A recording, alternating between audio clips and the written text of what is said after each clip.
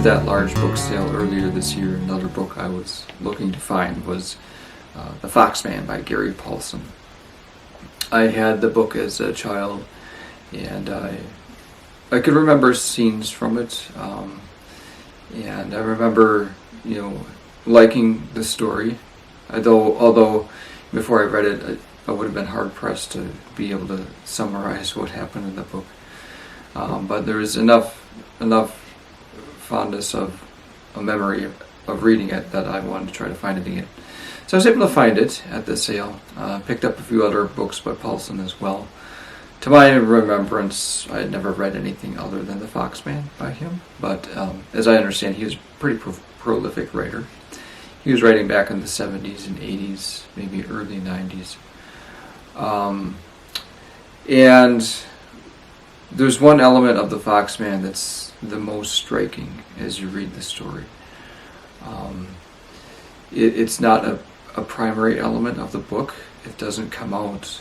The purpose of that element doesn't come out.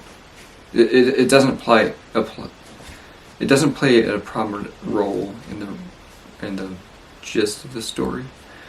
But it's striking enough when you read it that it stays with you, and it's probably why I remember reading The Foxman, or why I remember having a fondness towards having read the book as a child. We'll take a look at that element, that scene in the story. We'll read it because it's very striking. The way that Paulsen writes it into the stories is very sudden, and it makes such an impact on the reader. And it probably, I would say that it changes your outlook on the book, on what the story, how it unfolds and what it's for. Once you read that scene in the story, it happens maybe midway through the book. The character of the Foxman, he doesn't appear until midway through the book. It's an interesting story in that it's or I guess I don't mean to say interesting. It's just that the plot of the story surrounds the main character, the first person narrator of the story, and the Foxman himself. There's other characters, of course, but those are the two primary players within the book. And it's interesting that neither of them have names. The first-person narrator of the story is never really named. He interacts with his relatives. He goes to live, early in the book, he goes to live with his aunt and uncle and his cousins and his great-uncles who live in the woods of northern Minnesota. And so he's interacting with them. But Paulsen writes it in such a way that they never really address him by name. So I find that interesting, because similarly, the Foxman is never given a name. We don't know what his name is. The main character, I'm sure he addresses him by name. He probably introduces himself when we meet him. But he, again, is never. It's written in a way that his name is never addressed. It's never verbalized in the story. So the two main characters don't have names, so to speak. So it's interesting. Where was I going with that? I don't remember. But what I did want to do is look at maybe a comparison of those two characters, because as you read through it, those elements come out. Okay, I think I'll start with that striking scene that I mentioned. So again, the Foxman doesn't appear till page 50, which is midway through the story or so. And let's start with that striking scene when they first meet the Foxman. So the story is set in northern Minnesota. The main character, the narrator, and his cousin Carl go out hunting a lot. It's set in the middle of winter, so they're out hunting and trapping a lot to provide food for the family. Trapping different smaller animals, rabbits and whatnot. And at one point they're quite a ways, miles away from the farm. A storm is coming on. They need to take shelter. They find the Foxman's shack out in the woods. This is in an area that they never really explored before. they don't know who might live in the shack. They see smoke coming from the chimney, so they know someone's home, but they don't know who it might be. Their best course of action at this point with the storm is to knock on the door or seek shelter. So that's the background to the striking scene that I mentioned. I'll start here.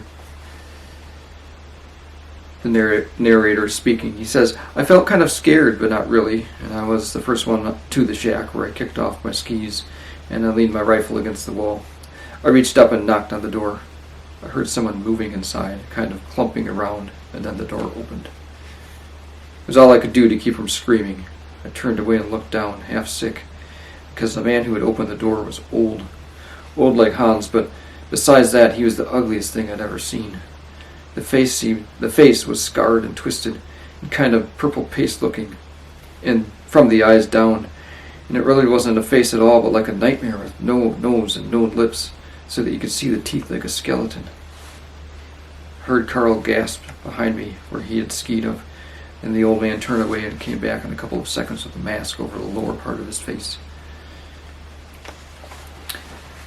So that's the scene. If you never read the Foxman and you don't know what you're going to encounter, it's striking. I think it's descriptive enough that you get a picture of what he might look like. The interesting thing, though, is that again, the focus is not on the mangled face of the Foxman throughout the rest of the book. The focus is not on how did his face end up like that, or it comes across in a monstrous type of way. I think the word monster might even be used at one point to describe him, but that's not the focus. The focus is from this scene and onwards, it's the main character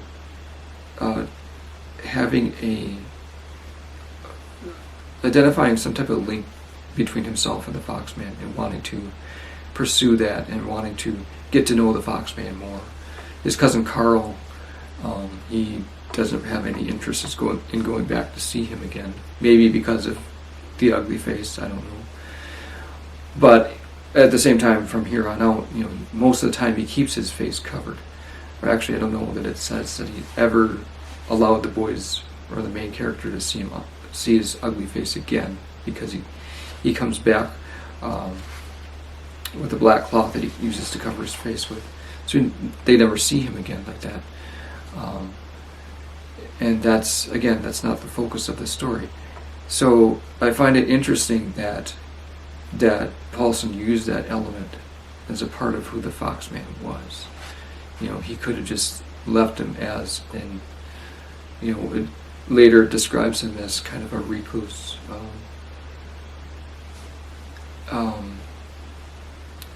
He could have just left him at that and used all the other elements of the book, the different things that come out, but he chose to give him that mangled face, and I found that interesting.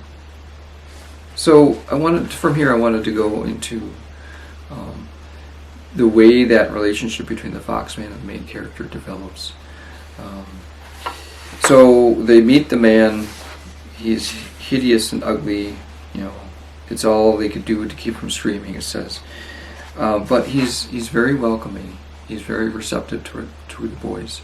He invites them in out of the storm.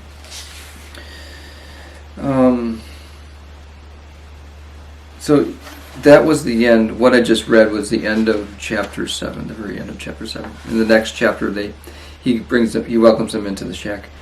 The main character says, "I was all for leaving right then, and so was Carl," by the look of him. But the voice, meaning the Foxman's voice, had been friendly and open, almost pleading. So I shucked out of my coats and boots, and when I started, Carl did the same. So they go in.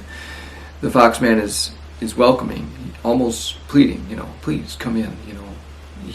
Maybe he's lonely, and maybe he doesn't want to see the boys in the storm. Whatever it is, still he doesn't shoo them away. He welcomes them in. There's a couple elements within that next chapter, chapter 8, where the reader is introduced to the character of the Foxman right off the bat. He says to the boys when they come in, "What are you doing out in this neck of the woods during a storm?" His voice was only a little muffled by the mask. "You out for an afternoon stroll?" There was a little laugh in his voice, and Carl and I smiled. So, he's putting them at ease. He probably is aware that he gave them quite the shock, seeing his face. So he wants to put them at ease. He's respectful towards the boys. It says, or the narrator answers, "We were chasing a fox. We went too far north, but we aren't lost." And then a little bit later on, the Foxman answers, "No, I didn't figure you were lost. Just curious as how you came to be out here." "It's the fox," I repeated. "We shouldn't have followed it all so long." "Oh, they'll do that every time. Sharpest thing in the woods," the Foxman answered. So, he's respectful towards them. He doesn't want them to think that he thinks that they're lost. He wants to acknowledge the fact that he's probably aware that they're used to the woods. They're accustomed to being out hunting and trapping. He doesn't want, in that sense, I think he probably doesn't want them to see that he's trying to treat them as children. Even though they are probably in their teenage years.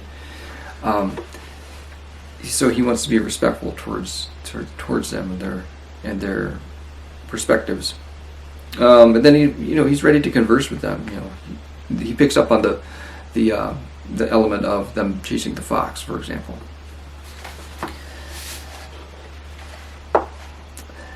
I'm just going to flip through the pages because this section of the book is where that relationship starts being developed between the two characters.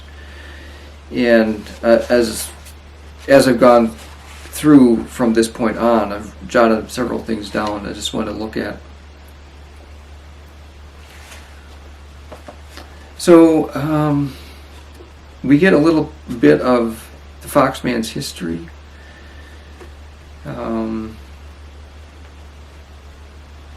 He says, "I like living alone," but he got it out too fast. "I've been out here ever since I got back from the war, or I should say out of the hospital. I like living alone out here in the wilderness. It gives me more time for my studies, for my books." And I'm not sure where it is, but it talks about the fact that the boy saw books and books on the shelves in one place in his cabin. So they know that he's not the type of recluse, not the type of backwoodsman who is just out to be a hermit and to kind of muddle their way through life. But he is a learned man. He's there for. He likes his privacy and his solitude, but he also at the same time likes to study. He likes to read. So from their first visit, after the storm has passed, I think they spend the night there. After the storm has passed, the next day they go home. And from that point on, the main character keeps thinking about the Foxman. Yes, I'm sure there's something scary about him. His face, he's ugly, he's creepy. But the main character gets past that, and the character of the Foxman is such that it's someone he's drawn to. And I think we can probably all identify that. There's people in our lives that we come across that we find is similar to us, that is someone we'd like to get to know. And I think that's probably the situation that the main character was in. It says that in different places. We'll look at them as we go along here. But it says that in terms of, that he identified with the Foxman, or vice versa. And that's probably why he wanted to get to know him. So later on, after a few days, he finds an opportunity to go back and visit him again. Carl, his cousin. From this point on in the book, it's kind of written out of the story in the sense that he is given a girlfriend and he starts getting involved with her. And I mean, you can kind of see between the lines and know that Paulson kind of needs Carl to go and do something else, so the story can kind of change to where it's the Foxman and the narrator now, and Carl's kind of off scene. And that's fine, you have to use those elements, I guess, when you're writing. So he goes back, and the Foxman is chopping wood outside of shack, and he just skis up and he says hello. And the narrator says, "I came north on the line. I thought, if you didn't mind, I'd come a little farther and see how you're doing." "Did you now?" "Well, I couldn't think of anything to say. I brought a couple rabbits." Really dumb. He laughed, a whistling sound under his mask. "That's nice, very nice. Why don't you go ahead and clean them out and we'll have some stew. It's been some time since I had rabbit stew." "Yeah, I'll bet," I thought. "Probably 2 or 3 days." But he was nice to say that. I could tell from his voice that he didn't mind my coming. So again, the way it's written, it explains things way better than you try to explain it yourself. You can just see within that passage that, the Foxman is glad that he came. The Foxman is respectful. It's probably just been a couple days since he had rabbit stew, but he was respectful of the fact that the main character brought rabbits for them to eat. So the next page over is kind of getting into what I mentioned about the connection that they have between each other, because they understand how each other thinks or acts or works. Let's see, let me start reading here. Foxman said, "I never thought I'd see you again, not after the fright I gave you." "Oh, it wasn't so bad. And I let it trail off. "Oh, I know what you mean. It's all right. But if it isn't prying, what are you doing here? This is a bit off the beaten path." I thought about it for a minute. "I honestly don't know. I just wanted to see you, I guess, talk to you." I sat there miserable, wishing I hadn't come. "Oh, some things like that," he cut in. "They don't stand well to explaining. I know what you mean." So, the Foxman asked him outright, "Why did you come back?" And the narrator didn't have an answer. There's different things said here and there that we realize as readers that he just finds this interest and attraction towards the Foxman. It's hard to explain. It's hard to put into words. And so there in the conversation, he can't answer either. But the Foxman acknowledges that. He understands.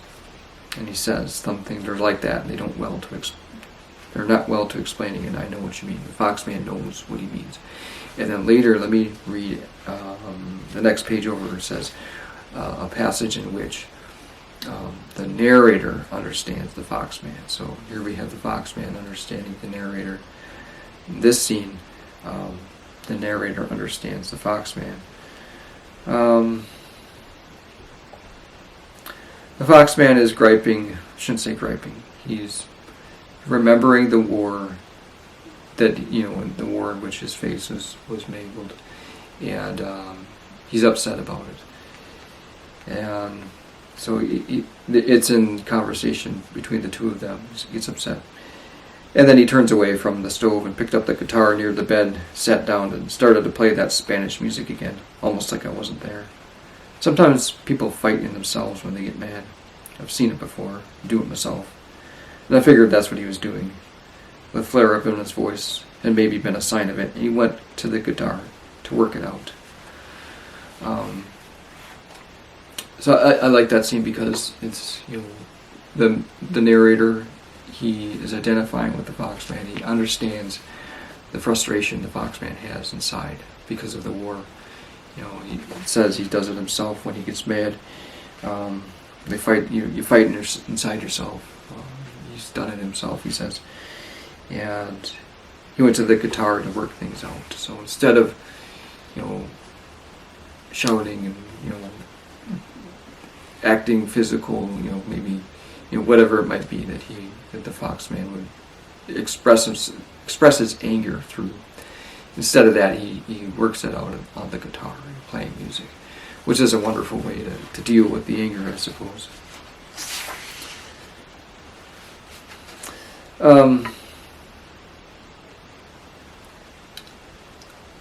There's a scene at the end of this passage in which he's come back to visit for the second time, and he's preparing to leave. The Foxman looked up, and his eyes smiled over the mask, and he said, "Thank you for coming." I was going to say something, but I got caught because his eyes looked so nice. The music was making me sappy, all mushy inside. I was going to tell him what I came for, that I came for, more than for him, because he had something I wanted, only I didn't know what it was. But it didn't come out, so I just nodded. "Glad I came," I said, and I meant it. "Tomorrow," he repeated, "we'll trap some fox." I guess that was another way of saying thank you, because his eyes were all misted over. So, it's those small passages like that in which Paulson uses the right words to show a scene in which we can see that the two of them appreciate one another. They appreciate one another, and they're glad of each other's company.